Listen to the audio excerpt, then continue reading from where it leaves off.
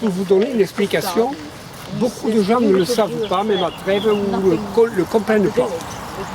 Lorsque Riquet a construit son canal, il fallait qu'il franchisse un certain nombre de rivières.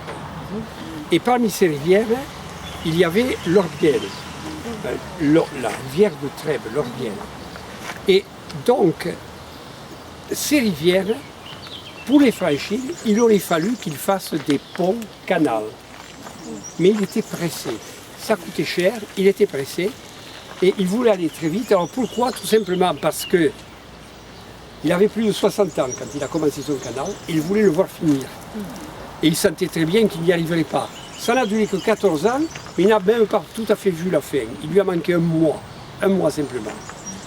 Alors lorsqu'il est arrivé à Trèbes, le franchissement de l'Orbiel, il a fait comme fond, comme il a fait sur les autres rivières.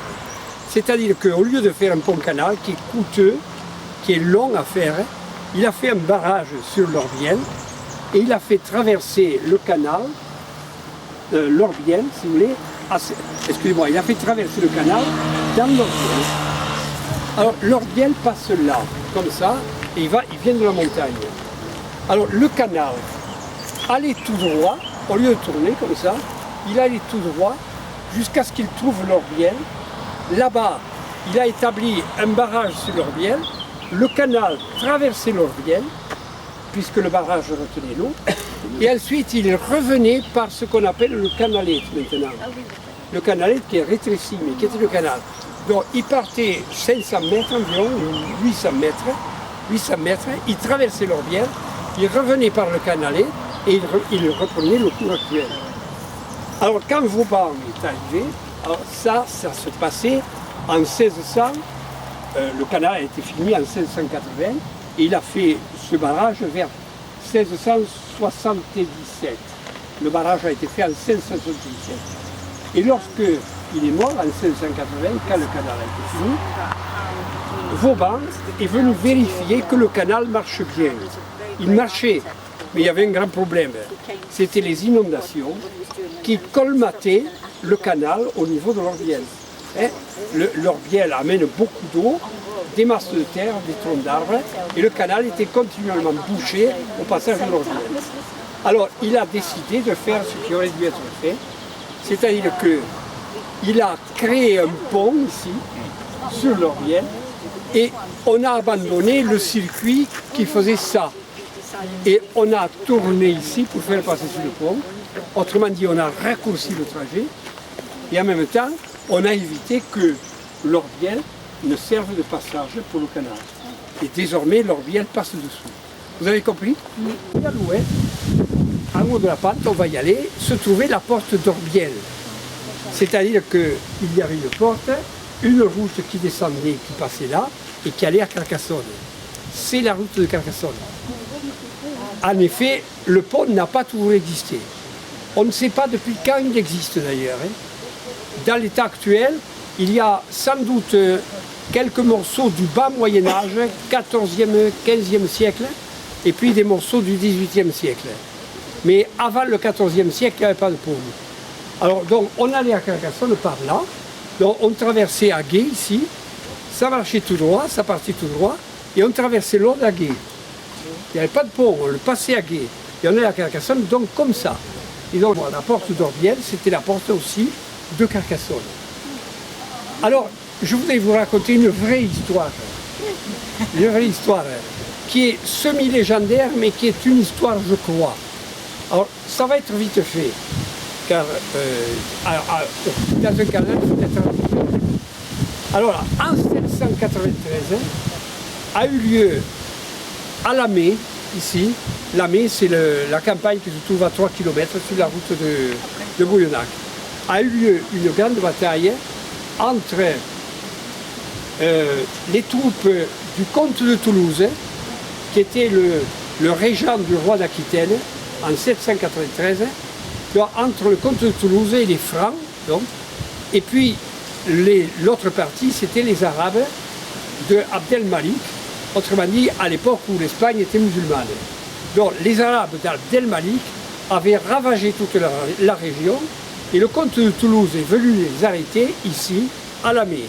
Et cette bataille, donc, a été mi-figue, mi-raisin. C'est-à-dire qu'officiellement, les Arabes ont gagné, hein, le comte de Toulouse s'est retiré, mais en fait, les Arabes ne croyaient pas rencontrer une résistance et ils sont partis. Ils n'ont pas continué à ravager. Donc ça a été une victoire qu'on appelle à la Pyrrhus. Hein. Donc les Arabes ont gagné, mais en fait ils ont perdu car ils se sont aperçus qu'il valait mieux ne pas continuer.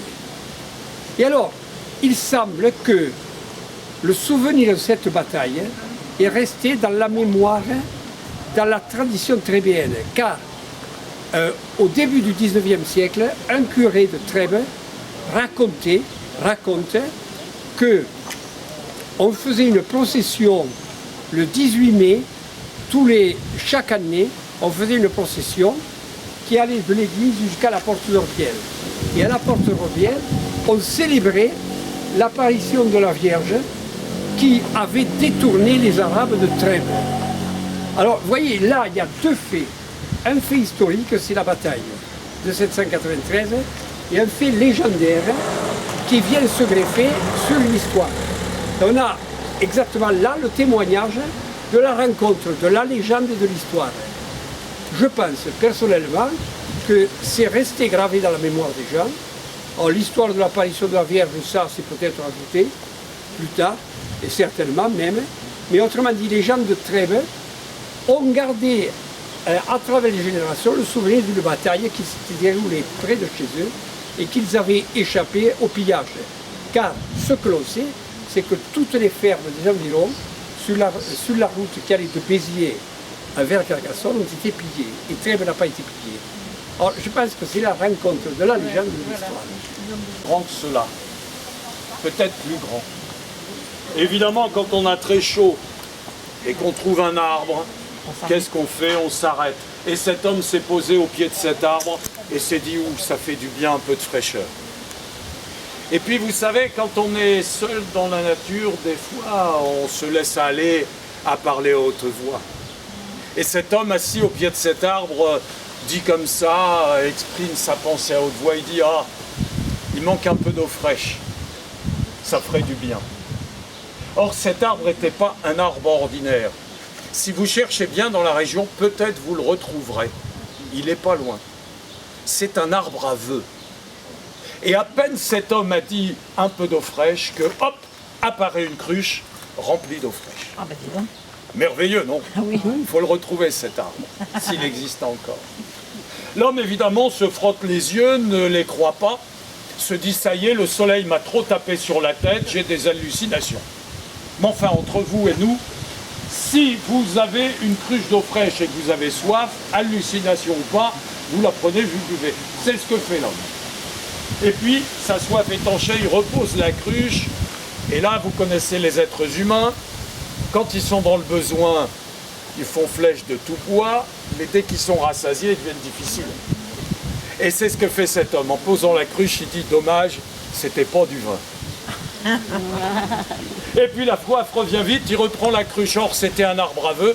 Dans la cruche, c'était plus de l'eau, c'était du vin. Du bon vin de la région, ici, vous savez, excellent, super, succulent. Alors du coup, il boit. Il avait chaud, il n'avait pas mangé depuis longtemps. Très vite, il devient gai, se met à croire au miracle et dit, bon maintenant, je voudrais bien casser une petite croûte. C'était un arbre à vœux.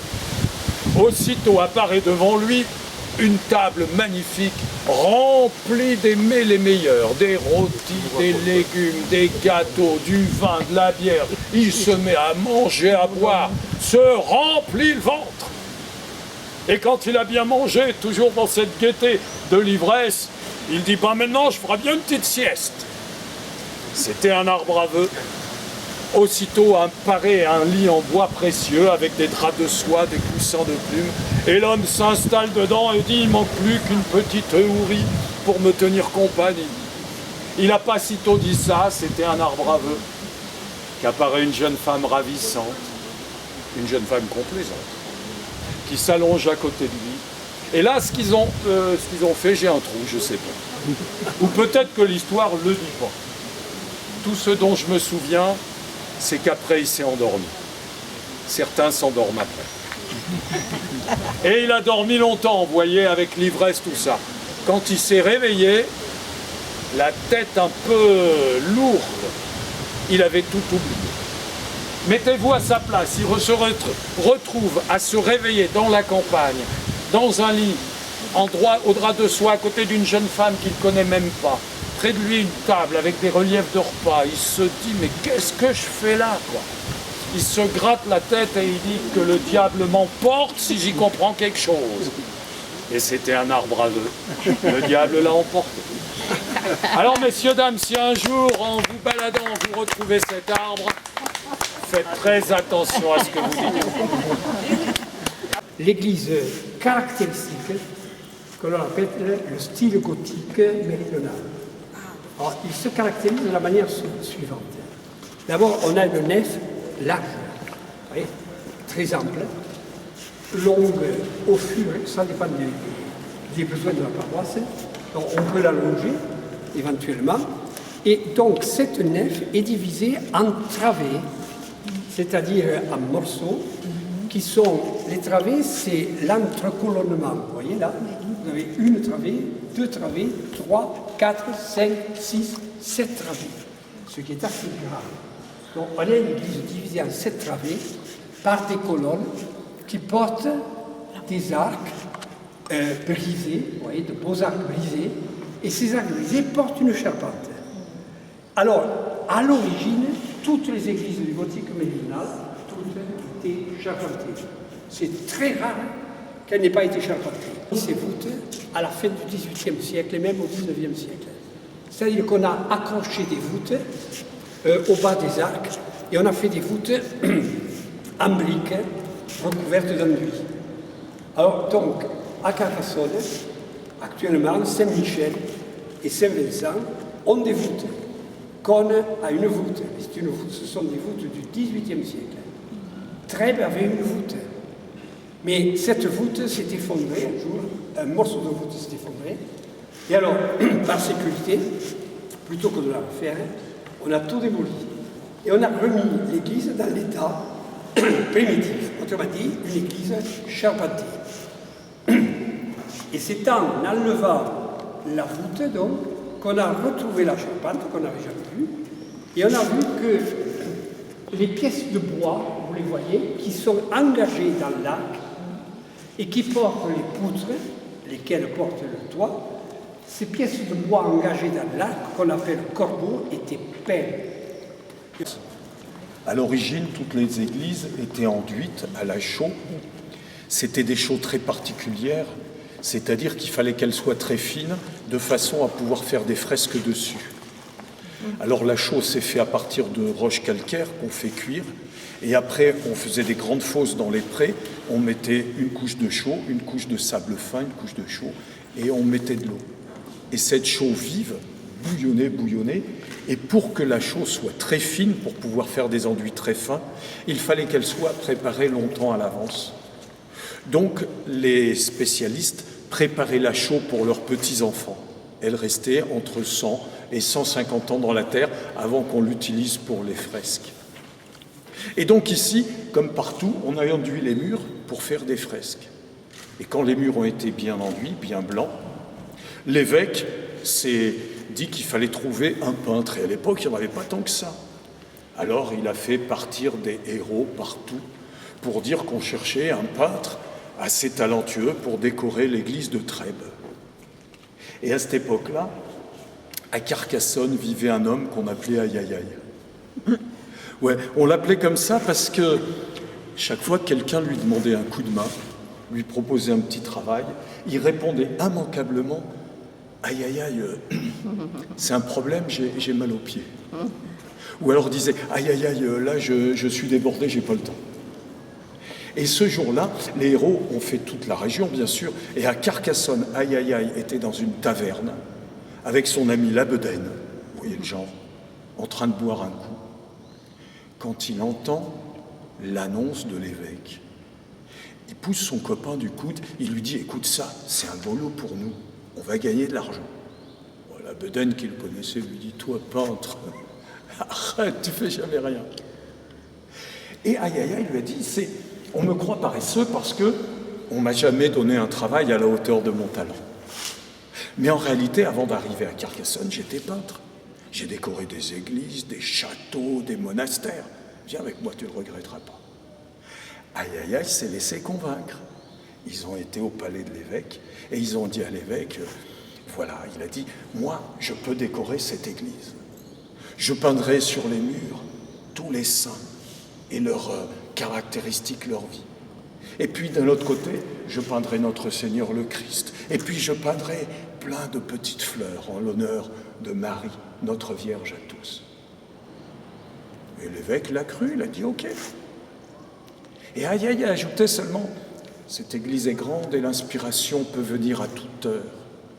Je voudrais donc que je puisse m'installer dans l'église avec mon compagnon, mon aide, et qu'on puisse y rester jour et nuit pour travailler quand l'inspiration est là. Et puis ça demande beaucoup de concentration. Je voudrais donc qu'on me garantisse que personne, absolument personne, n'entrera dans l'église avant la fin des travaux. L'évêque a dit, il n'y a pas de problème, voilà. Et puis dernière requête, comme nous serons très occupés, nous n'aurons pas le temps de nous faire à manger, donc j'aimerais qu'on puisse avoir à manger quand on en a besoin. Aucun problème, dit, il y a le Seigneur qui habite là, son château, vous irez manger là-bas ou vous ferez porter à manger. Bien. Et le jour dit, aïe aïe aïe, et la bedaine sont rentrés dans l'église. L'évêque avait bien fait les choses, comme l'église était encore vide, elle n'était pas consacrée, on avait fait poser deux lits merveilleux en bois précieux avec des coussins de soie. Et ils sont installés là. Aussitôt, la bedaine a dit, dis donc, il y a du boulot, par où on commence? Et aïe aïe aïe lui a dit, attends. On ne peut pas bien travailler avec le ventre creux. Alors tu vas commencer par aller au château cuisine et nous ramener quelque chose pour faire un bon repas. Oh, la bedaine, pour ce qui est du repas, vous en doutez, il s'y connaissait. Il a été au château, il est revenu avec un panier rempli de victuailles. Ils se sont mis à table et ils ont mangé. Ils n'avaient jamais mangé aussi bien de leur vie. Ça a duré presque toute la journée, ce repas merveilleux. Quand ils ont eu terminé, aïe aïe aïe a regardé, la bedaine a regardé aïe aïe, il lui a dit, on s'y met parce qu'on n'a pas fini. Attends. Après un si bon repas, une petite sieste s'impose. Et aïe aïe aïe s'est allongé, s'est endormi profondément. Voilà, le premier jour était fini. Le deuxième jour, comme le premier, on a mangé, on s'est reposé. Le troisième jour s'est passé comme le deuxième, le quatrième comme le troisième, enfin, bref, toute une semaine s'est écoulée. Les murs étaient encore vierges, blancs. Et voilà que le dimanche matin, un homme est venu, un clerc. Il a frappé à la porte de l'église et à travers lui, il a demandé, l'évêque demande si les travaux ont bien commencé. Et aïe aïe aïe, à travers le bois, lui a dit, va rassurer l'évêque, c'est très bien commencé, l'inspiration est là, ça avance très vite. Et l'homme a dit, l'évêque sera content, il est reparti. Alors là, la bedaine a dit, faudrait vraiment qu'on s'y mette maintenant. Attends, tu m'ennuies là, l'inspiration viendra, t'inquiète pas, laisse-moi me concentrer. En attendant, va nous chercher quelque chose à manger. Et la deuxième semaine, s'est passée comme la première. On a mangé, on a dormi. La bedaine et aïe aïe aïe prenaient de l'embonpoint, ils étaient réjouis. Et à la fin de la deuxième semaine, un homme est arrivé. Un clerc, frappant à la porte, il a demandé, l'évêque demande si les travaux avancent vite. Très vite, a dit aïe aïe. Va rassurer l'évêque, vraiment, c'est formidable, ça avance à une grande cadence. Et l'homme est reparti. Et la bedaine a dit aïe aïe aïe, mais tu t'imagines si l'évêque s'en aperçoit, si le Seigneur s'en rend compte, il est capable de nous couper la tête, il faut s'y mettre. Mais tu es fatigant. Tu t'imagines qu'il suffit de barbouiller? Non, tout est dans la réflexion, la concentration, l'inspiration. Et là, avec tes jérémiades, tu m'empêches de me concentrer. Alors tais-toi, s'il te plaît, va plutôt nous chercher à manger. Et la troisième semaine s'est passée comme les deux premières. Enfin, pas tout à fait.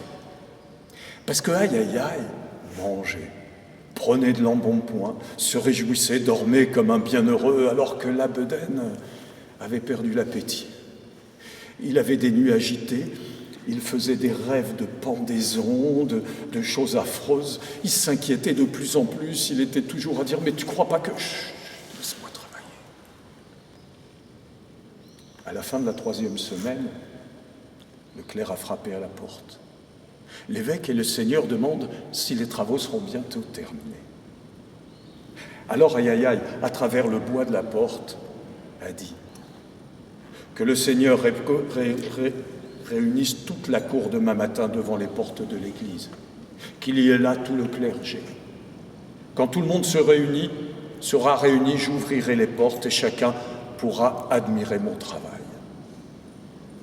Et l'homme a dit, l'évêque va être heureux, le seigneur aussi, il est reparti en courant.